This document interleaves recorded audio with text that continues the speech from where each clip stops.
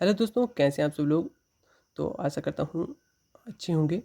तो इस वीडियो में आपसे बात करूँगा इग्नू में एडमिशन लेने का क्या प्रोसेस रहता है। आपकी इग्नू से एडमिशन कैसे हो लें, आप इग्नू से ग्रेजुएशन कैसे कंप्लीट करें, और आपका सर्टिफिकेट कब तक आपको मिल जाएगा, ये चीज़ें भी इसमें बताऊँगा। A to Z पूरी जानकारी जो है इग्नू से रिलेटेड आपको इस वीडियो में आपको दे दूँगा। तो अगर फिर भी कोई क्वेरी हो तो आप फिर कमेंट बॉक्स में मुझे अपना डाउट बता दीजिएगा। तो करते हैं वीडियो को स्टार्ट। तो सबसे पहले जो है, आप अगर आप बीए में एडमिशन लेते हैं तो आपको इसमें असाइनमेंट्स जमा करानी पड़ती है। आप फिर बीकॉम में भी एडमिशन लेते हो तो इसमें भी आपको असाइनमेंट्स जमा करानी पड़ती है। अगर आप बीएससी में आप जो है अपना इग्नू का 3 ईयर का प्रोग्राम करना चाहते हैं बीएससी में, तो आपको असाइनमेंट्स जमा करानी पड़ेगी। आपको यहाँ पे प्रोजेक्ट फाइल्स होती हैं या प्रैक्टिकल होते हैं, तो वो भी आपको यहाँ पे जमा कराने होते हैं। तो बीएससी में उसी हिसाब से उसके भी नंबर यहाँ पे जुड़ते हैं।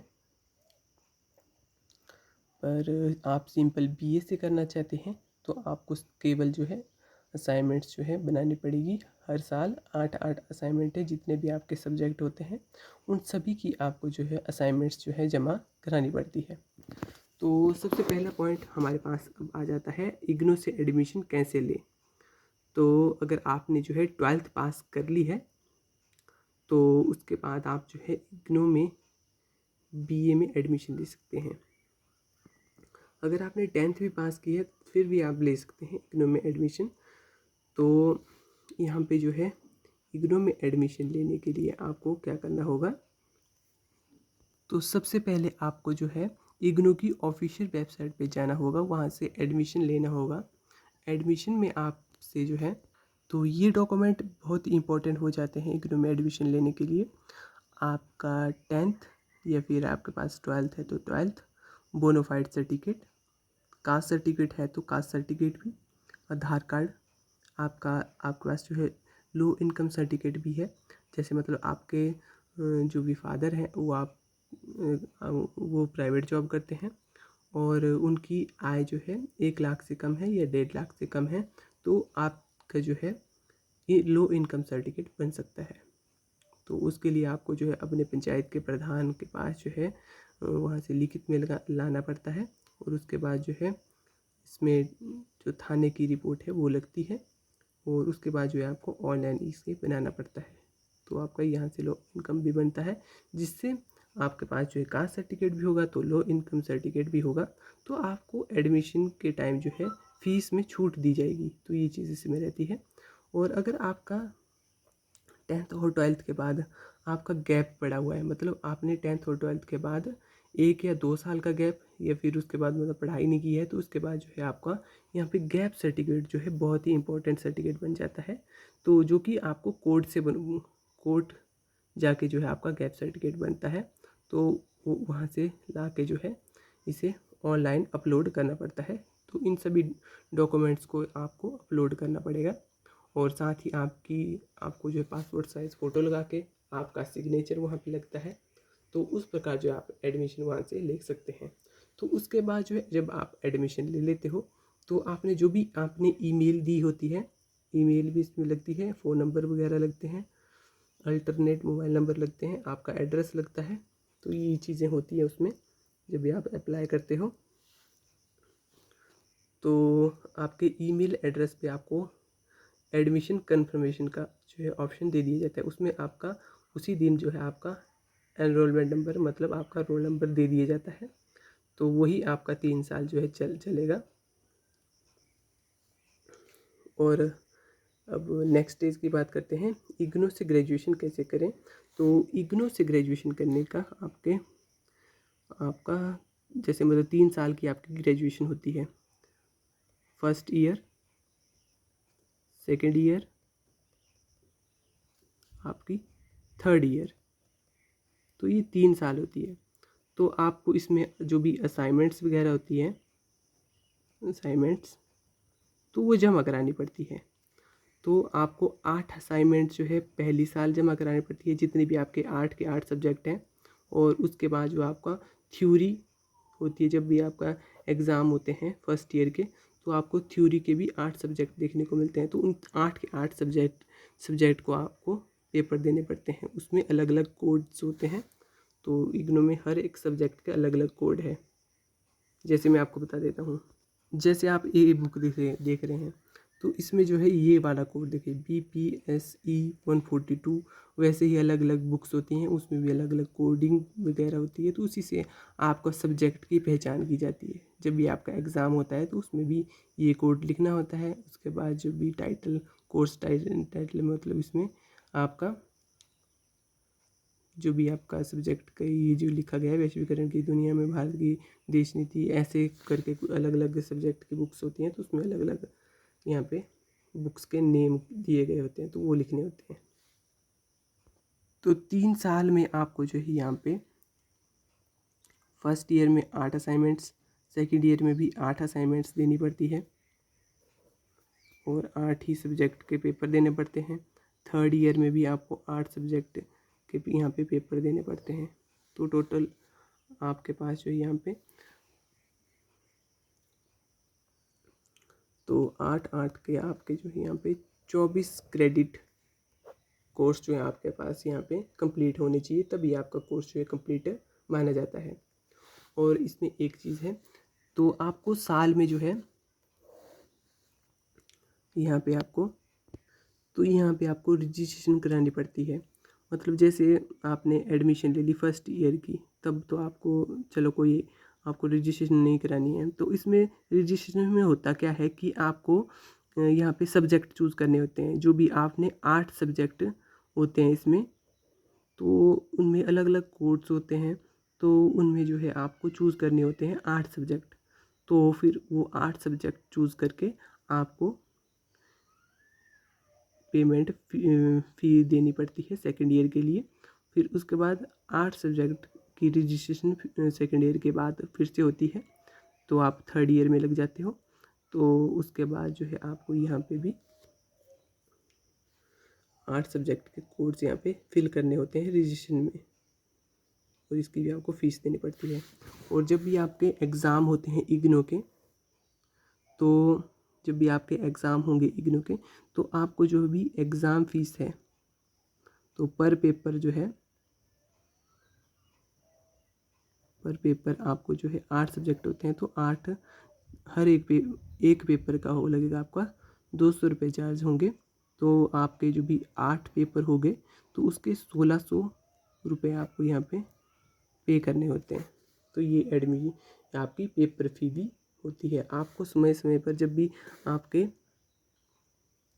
यहाँ पे एग्ज़ाम फिल हो रहे होते हैं, तो आपने उन डेट्स का ध्यान रखना है। चाहे कोई भी यूट्यूब चैनल को आप सब्सक्राइब करके रख लीजिए, तो वहाँ से आपको टाइम टू टाइम पता लगता रहता है कि हाँ इस टाइम हमने जो है पेपर फिल करने हैं। वैसे पेपर फिल करने का आपको जो है मार्च अप्रैल या फरवरी या मार्च में जो है आपको ऑप्शन दे दिए जाते हैं कि आपके जो है यहाँ पे एग्ज़ाम फॉर्म फिलअप हो रहे हैं, तो आप जो है फरवरी या मार्च तक जो है अप्लाई कर सकते हैं। तो इसमें ये ऑप्शन रहते हैं हर साल। और इग्नू जो है 2 टाइम जो है अपने पेपर जो है करवाता है। एक हो गया जून में, अगर आपने जून में एडमिशन ली होगी तो आपके अगले जून में जो है आप एग्ज़ाम होंगे। और एक होता है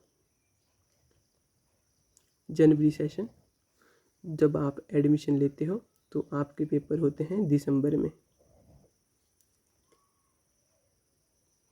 तो ये रहता है।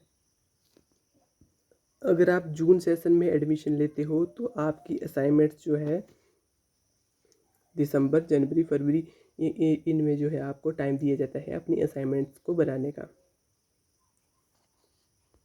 और अगर आपने जनवरी सेशन में एडमिशन लिया हुआ है, तो आपको जो है सितंबर मंथ में आपकी अपनी असाइनमेंट्स के क्वेश्चन पेपर, या इससे पहले मतलब आपने असाइनमेंट्स सितंबर में जमा करानी होती है, और आपको जो है अपनी जो भी असाइनमेंट्स के क्वेश्चन पेपर हैं वो आपको जुलाई, अगस्त इन मंथ में आपको देखने को मिल जाते हैं।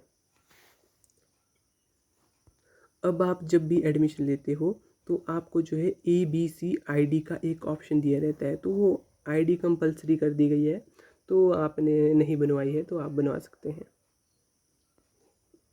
अगर आपको अपना असाइनमेंट्स के स्कोर चेक करने हो और अगर आपको पेपर के नंबर भी देखने हो तो आप इग्नू का एक ग्रेड कार्ड आता है, उसमें जो है आपके असाइनमेंट्स के नंबर भी दिए रहते हैं, आपके जो है एग्ज़ाम में कितने नंबर आपने लिए हैं वो भी आपको दिए रहते हैं।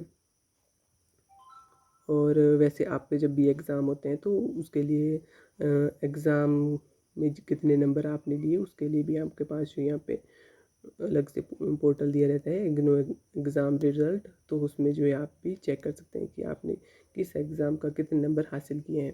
मतलब आपका जब भी इग्नू के एग्ज़ाम होते हैं तो आपको ये नहीं देखा जाता कि भाई हाँ एक बार में ही सारे रिज़ल्ट घोषित कर दिए जाए, ऐसा नहीं होता। मतलब आपके अपडेट वाइज जो है यहाँ पे एग्ज़ाम के नंबर जो हैं आपको शो होते रहते हैं। आपका यहाँ पे जो भी सब्जेक्ट कोड होता है उसके साथ आपके जो है कितने नंबर आपने किस में लिए वो आपके यहाँ पे दिखाया रहता है। आपके पासिंग मार्क्स में आपको बता देता हूँ, अगर आपका 50 नंबर का पेपर हो रहा है इग्नू में या फिर आपका 100 नंबर का पेपर हो रहा है तो 100 नंबर के लिए आपको 35 नंबर लाना ज़रूरी है, तब आपका ये कोर्स कंप्लीट माना जाएगा। अगर आपका 50 नंबर का क्वेश्चन आपको दिया जा रहा है तो आपको 18 नंबर इसमें लाने होते हैं, तो ये चीज़ इसमें रहती है। इग्नू में आपके दो चीज़ें होती है, एक आपका स्टडी सेंटर होता है जहाँ पे आप अपने एग्ज़ाम भी दोगे, आप अपने असाइनमेंट्स भी वहाँ पे जमा करवाओगे, तो ये हो गया आपका रीजनल सेंटर जहाँ पे आपने अपने फाइनल ईयर के फर्स्ट ईयर के एग्ज़ाम भी देने हैं, अपनी अपनी असाइनमेंट्स भी जमा करानी है first year second year third year की, तो ये चीज़ें होती हैं। और रीजनल सेंटर क्या होता है, जहाँ से मतलब एक सेंटर बना दिया जाता है, हर एक स्टेट में आपको रीजनल सेंटर देखने को मिलेगा, जहाँ जहाँ से आप जो है आपको अगर ज़रूरत है आपके ग्रेजुएशन के माइग्रेशन की तो आप जो है रीजनल सेंटर पे वहाँ पे आपको ऑफलाइन वहाँ पे उपस्थित होना पड़ता है, वहाँ से आपको एक फॉर्म दिया जाता है माइग्रेशन के लिए, तो आप जो है माइग्रेशन जो आपने अगर लेना है माइग्रेशन तो आप जो है अपने रीजनल सेंटर से ले सकते हैं। और अगर कोई भी प्रॉब्लम हो तो आप इग्नू के समर्थ एक गाइडेंस पोर्टल होता है हेल्पलाइन, तो वहाँ से इग्नू ग्रेवियंस करके जो है एक पोर्टल होता है, वहाँ से आप कोई भी हेल्प वहाँ से ले सकते हैं, ये चीज़ें होती हैं। तो अगर आप जो है इग्नू में BA में एडमिशन लेते हैं तब तो आपको 8 असाइनमेंट्स जमा करानी पड़ती है, 8 आपको एग्ज़ाम देने पड़ते हैं। BCom में भी लगभग ऐसा ही होता है। और BSc में आपको क्या करना पड़ता है कि आपको BSc में आपने प्रैक्टिकल प्रोजेक्ट फाइल्स असाइनमेंट्स तो ये सारी चीज़ें जमा करानी पड़ती है, भले ही आपका जो है यहाँ पे कम मार्क्स का आपको फाइनल में क्वेश्चन पेपर देखने को मिले, पर इनके नंबर भी आपको यहाँ पे जुड़ते हैं, पर जो असाइनमेंट्स के नंबर हैं उनका प्रोसेस जो है अलग ही रहता है। वैसे ही BA में भी आपका असाइनमेंट्स के नंबर जो है आपके थ्योरी के साथ नहीं जुड़ सकते, मतलब असाइनमेंट्स का वेटेज अलग रहता है, आपका थ्योरी का चीज़ें अलग रहती है, तो ये चीज़ें रहती है। आपको फिर ये सभी प्रोसेस करने के बाद आपका time to time second year third year की रजिस्ट्रेशन करने के बाद आपका जब भी आप थर्ड ईयर के एग्ज़ाम भी दे देते हो तो उसके बाद जो है आपको सर्टिफिकेट कब तक मिलता है ये चीज़ें मैं आपको बताऊंगा। तो सर्टिफिकेट या डिग्री आपको मिलती है आपका जब भी आपका थर्ड ईयर के एग्ज़ाम का रिज़ल्ट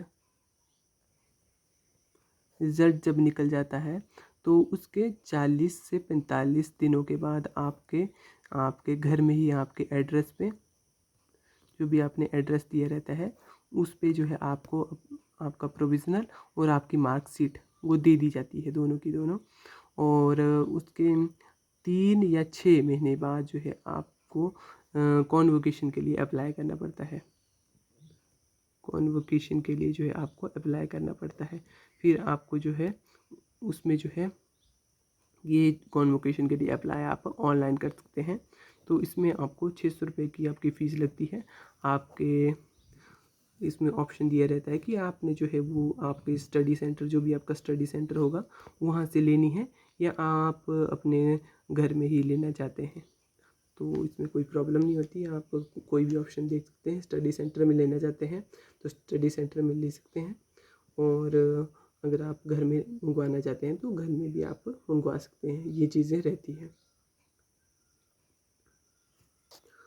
और जब भी आपके, मैंने पेपर का आपको प्रोसीजर नहीं बताया, तो पेपर का प्रोसीजर ये है कि आपके जो भी एग्ज़ाम होते हैं इग्नू के, तो आपको जो है एग्ज़ाम हॉल टिकट को डाउनलोड करना पड़ता है, जिसको आप एडमिट कार्ड भी बोलते हैं। तो ये आपको समर्थ पोर्टल पे मिलेगा। तो समर्थ पोर्टल में आपकी एनरोलमेंट नंबर और पासवर्ड डाल के, आपको कैचअप कोड डाल के जो है यहाँ पे आपका समर्थ मतलब स्टूडेंट पोर्टल जो है आपका खुलता है। तो उस पर जो है आप अपना जो भी इग्नू का आईडी कार्ड है वो भी आप वहीं से डाउनलोड कर सकते हैं। और साथ ही साथ आप इग्नू में जो आपके एग्ज़ाम होंगे तो वहीं से आपका एडमिट कार्ड भी डाउनलोड होगा स्मार्ट पोर्टल मतलब स्टूडेंट पोर्टल से। तो आपको एग्ज़ाम में क्या ले जाना है, आपने एग्ज़ाम में ले जाना है अपना इग्नू का एडमिट कार्ड, आपका इग्नू का जो भी आईडी कार्ड मिलता है आप वो, अगर वो नहीं है, आपके पास आईडी नहीं होगी, इग्नू की आईडी नहीं है, तो आप जो है अपना कोई भी गवर्नमेंट प्रूफ मतलब आप आधार कार्ड या ड्राइविंग लाइसेंस, वोटर कार्ड, इनमें से कोई भी एक ले जा सकते हैं। तो ये सारी चीज़ें जो है इग्नू से रिलेटेड मैंने आपको बता दी। तो ये था सारी प्रोसेस जो भी थी। तो अगर कोई भी क्वेरी हो, कोई भी क्वेश्चन हो, तो आप मुझे कमेंट बॉक्स में लिख सकते हैं। मिलते हैं ऐसी इन्फॉर्मेटिव वीडियो के साथ नेक्स्ट वीडियो में, तब तक के लिए जय हिंद।